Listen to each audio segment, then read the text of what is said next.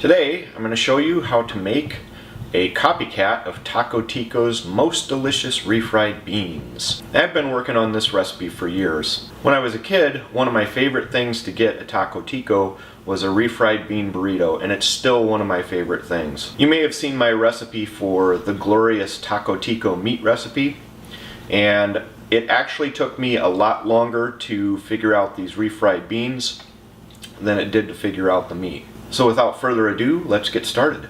This recipe is for a pound of dried pinto beans. You're going to want to start with about a half a teaspoon of garlic, 1 tablespoon of vinegar, you'll adjust that later. Start with a teaspoon of salt, you'll adjust that later. Half a teaspoon of onion powder and half a teaspoon of cumin. Be very careful with the cumin, be very careful with the salt, be very careful with the vinegar. So I'm making my beans in an Instant Pot today. You can use a regular pressure cooker, or you can just cook the beans on the stovetop, boil them until they're soft. It might take a couple hours, but I like the Instant Pot.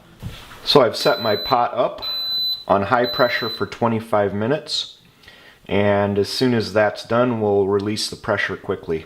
So they've done their 25 minutes, and I'm going to release the steam. Don't put your finger over the top, and don't touch the metal. Don't ask me how I know that. So now I've transferred all of the beans and some of the cooking liquid to a blender. If you don't have a really big blender, it may be hard to do this all in one batch, but you can improvise, adapt, and overcome. So now I'm going to take half a teaspoon of the onion powder, half a teaspoon of the garlic, half a teaspoon of the cumin. Be very careful with this. It can overpower things really, really quickly. And we're going to start with a teaspoon of salt. Now I'm going to do a tablespoon of vinegar. This is where we start. We will adjust the salt and vinegar after blending this up. We have all of our ingredients combined. Be sure the lid is firmly on your blender. Don't ask me how I know that. I'm just going to taste, and I'm tasting for the salt and a little bit of tanginess from the vinegar. Needs about a half a teaspoon of salt, I think. Always go up in small amounts, and maybe 1 more tablespoon of vinegar. So I'll add those and we'll try it again. We'll give it another little taste here just to check. See.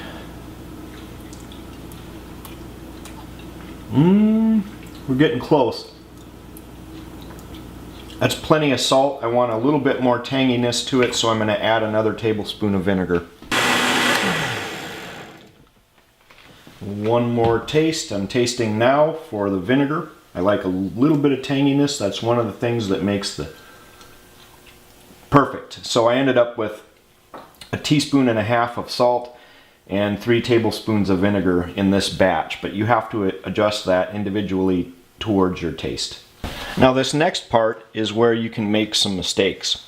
So I have a high-sided pan because once we refry these, they're gonna splatter a bunch. The other thing is I have coconut oil. Now you don't have to use coconut oil, you can use some like soybean oil or some sort of an oil as your fat content. You do not want to use a strong tasting fat like bacon grease or something like that, because that will really, really strongly influence the flavor of your beans and it will change it. So I use a neutral tasting oil. My favorite is coconut oil for these, and you use a dollop of it, about like that. We'll put this in here and get the heat going. So now I've got the oil melted. You don't need this super hot, and it's a little safer if it's not so hot. And then we'll just pour our beans in here.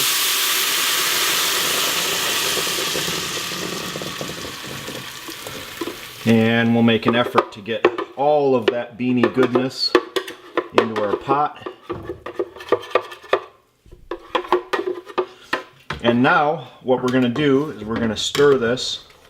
What we want to have happen is for this to kind of start bubbling and thicken up just a little bit. Don't cook it until it's like super thick, because then you'll have too thick of beans. I don't know. I don't know how else to describe it. Because remember, we're going to let these cool, because these can be reheated in the oven or put into burritos and things like that. And when they cool, they're going to thicken substantially. The best way, I guess, for me to describe the texture that we're going to finish with is something on the order of slightly runny mashed potatoes. But I'll show that when it's done here. Okay, I think it's been like only a couple minutes. The key portions are to avoid letting beans stick and clump up on the bottom, otherwise it'll burn. Don't ask me how I know that. And this is about what you want it to look like. About this consistency, because you know, it'd be difficult to serve this right away. It maybe is a little too runny, so if you're looking to serve it right away, maybe cook it a little bit longer. But I make these up in big batches and then use them as needed. So these are going to cool and they're going to thicken a lot.